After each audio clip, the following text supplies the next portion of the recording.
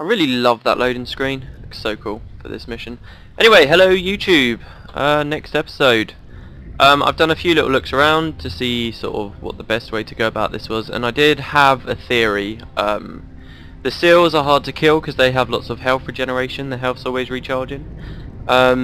And I kind of thought, oh, maybe if I switch to a sword, I could start inflicting them with bleeding, and I could poison them using an assassin skill. And I thought that hopefully that would mean I could kill the seals, but it turns out that they don't have any flesh, so basically I can't do either of those things to them.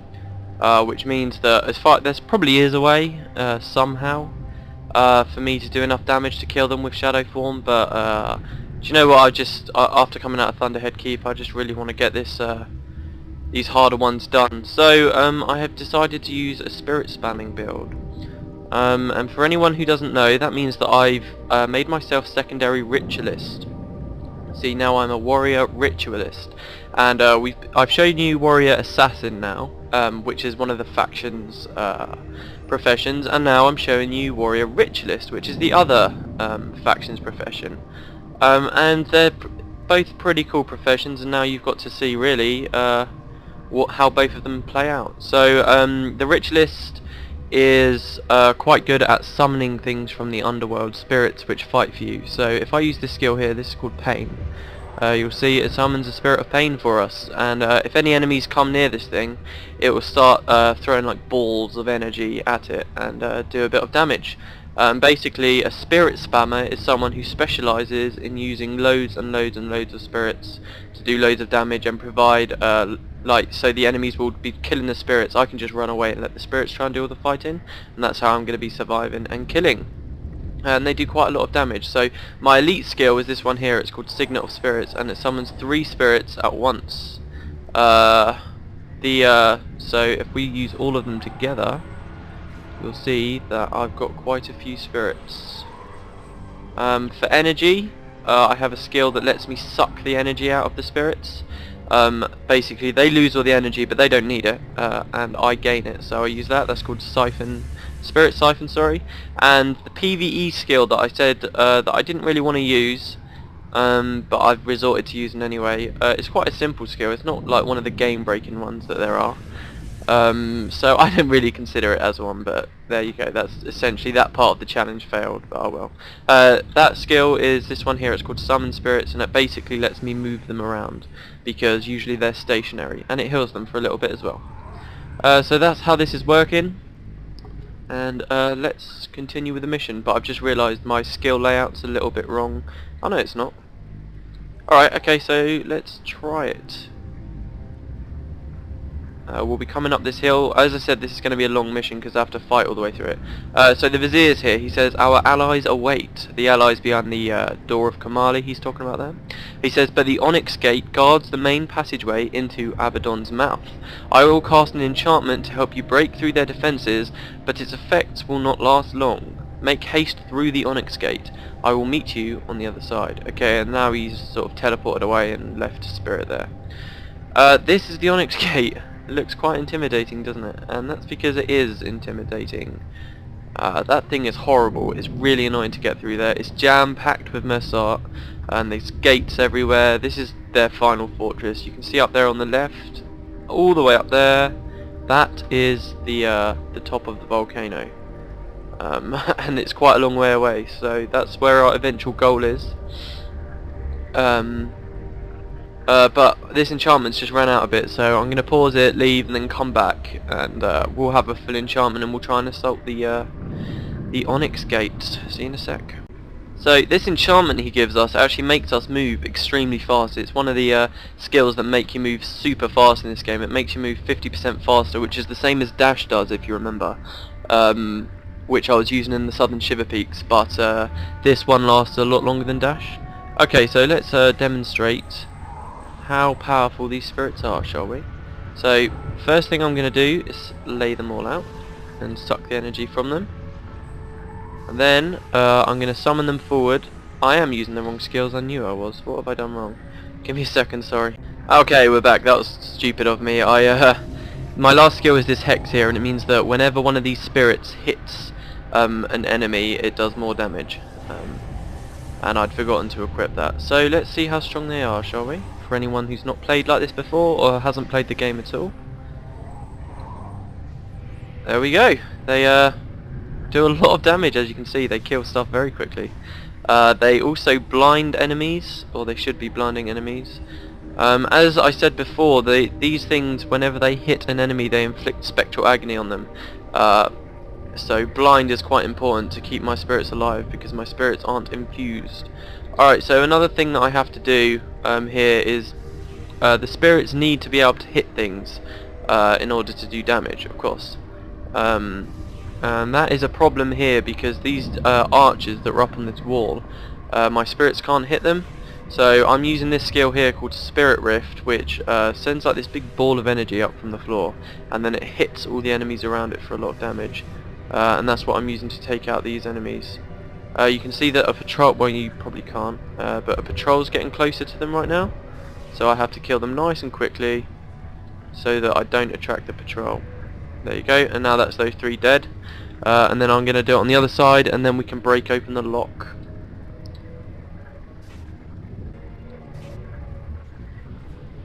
Okay, that's them dead. That's the bows on either side dead now. Yay! Okay, so now the door is mostly clear. Just so you guys know, you've probably come to expect it by now if you've watched all the videos. I'm going to be doing super speed a lot because it's such a long mission.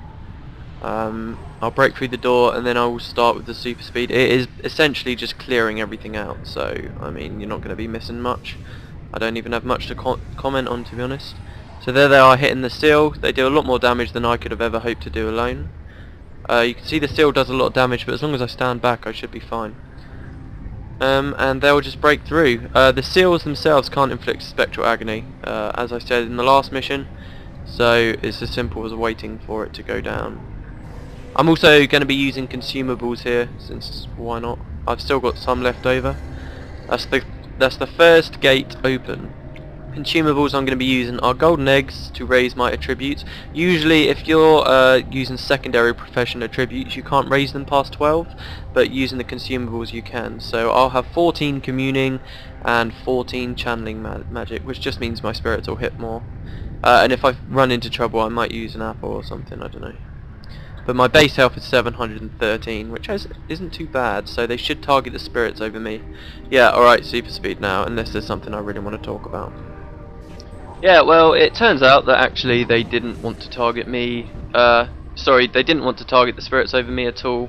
As you can see there, straight away I was forced to run right back out into the fields where we started. And that will keep on happening here. The necromancers just seem to love to hex me with this thing called life transfer. They can't hex the spirits, so they choose to do it on me, and they just keep on chasing me for ages and ages and ages. The hex itself isn't too bad, as long as I kill the necromancers quickly. The second the necromancer dies, the hex will turn off straight away. It will turn off a little bit earlier, but it's still annoying. I mean, you can see here, this took me ages to even get inside. It's because the patrols in there, they're just so hard to predict where the Messiah are going, really. I couldn't tell. But eventually we do get in. There you go, that's me going in now. And you could either go up on the left or on the right. I choose to go up on the left. If you go up on the right, it takes you a little bit closer to the first objective for the bonus in this mission. And basically you find this ghost, and it's of this woman who used to live in Kryta. She used to live in Loamhurst, which you might remember from one of the earlier episodes. And basically she wants to find peace, and you have to take her to this one growing thing, the only growing thing on the whole Fire Island chain, which is quite funny. And it's quite a hard bonus actually, if you don't know what you're doing, that is. Anyway, so we're quite deep in now, and straight ahead there we've got a gate at the back, which is being kept shut by 2 separate ether seals, one on the left and one on the right. You can see in the middle there's 2 bosses. One of them's a Massant monk and one of them's a Massant necromancer.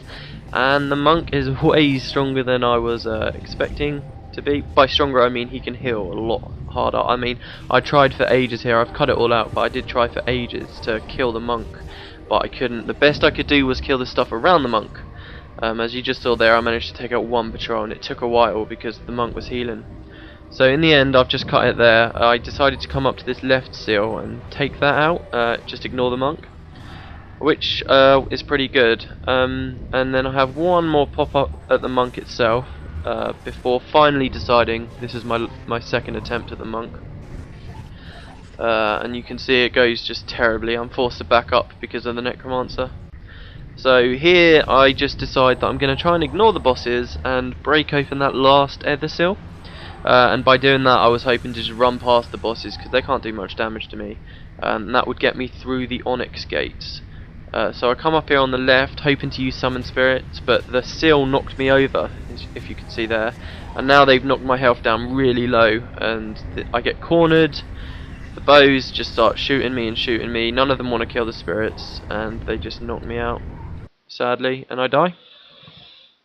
So basically what I've decided to do to fix that is, you see how I used Spirit Rift? Now that is quite handy for taking out those things on the left and the right of that first gate, as I pointed out, but I don't think that I need that anywhere else in the mission, so I'm going to get rid of that and use another spirit, or I'll just, before I film the next episode, before I continue filming, I'm going to check, make sure that that does enough damage. And if it does, then we'll continue. If it doesn't, I'll figure something else out, because I don't actually need Spirit Rift. It just makes getting through the gate a lot easier, because without it I've just got to break open the gate first and then run out onto the left and kill them like that. It's not too bad, but that's basically my plan. Shame it didn't work straight away, but that's just the way these things go. So I will start filming again, guys, when I'm at those bosses or just after I've killed them or something like that. See you in a bit. Well, see you in a second for you and maybe a few hours for me. Okay, we're back, and look at this. It wasn't, the monk boss didn't spawn at all this time. Instead, we had a warrior boss called Cairn the Destroyer, who you might have seen before. The Messart around here seem to do what the Forgotten did in the desert, in that the same bosses can appear in more than one mission. I'm not sure what that's about. Maybe the implication is that we are not strong enough to truly destroy the Messarts because they're just that powerful, or something like that. Anyway, more interestingly, it looks like the boss spawns in this mission are random. So instead of the monk boss spawning this time, we have this person, Mercia the Smug, and you will remember her, hopefully, from the Rise of the White Mantle, the mission we did after we went to Glint's lair. So there she is. When we entered this mission, we were told that this is the Messart's last line of defense, and that their most powerful generals would be here. And there's your first one, everyone. Mercia the Smug. She was there when they kidnapped Saul D'Alessio and killed loads of the White Mantle. Justicar Hablion was there to witness it. So was Confessor Dorian, and one other person who I can't remember. But yeah, so we've finally met Mercia. I said we'd meet him, and there we go. Since they're not the monk, I'm pretty sure I can kill them. I haven't tried yet. But since I wasn't filming, I didn't feel like I was under any time pressure. So I've spent ages in this map, clearing out all of the inside of the fortress, and just taking a good look around it. And there was something I kind of regretted not showing you ages ago. When we were fighting Justicar Hablion back in the jungle, we were fighting on the Bloodstone. You remember, I keep coming back to this topic of why were they sacrificing people on the Bloodstones. And a big part of that is to do with some things called soul batteries. And we're not supposed to know fully what those are yet, so I'm not going to fully explain to you what they are. But there's something quite interesting down here. Now this is the area I said earlier would be the bonus. And we are now using our new build.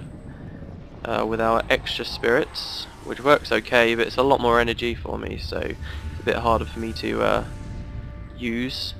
And we're going to break through this seal here, which is a part of the bonus. We're going to let the other seal, let the spirits break them down, sorry. It's getting late again, so I'm going to start talking gibberish very quickly.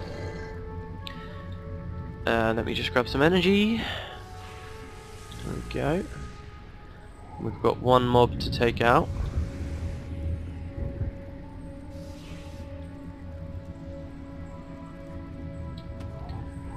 trying to dodge as many of their arrows as I possibly can. Really, I should have refreshed my spirits there, but it's okay.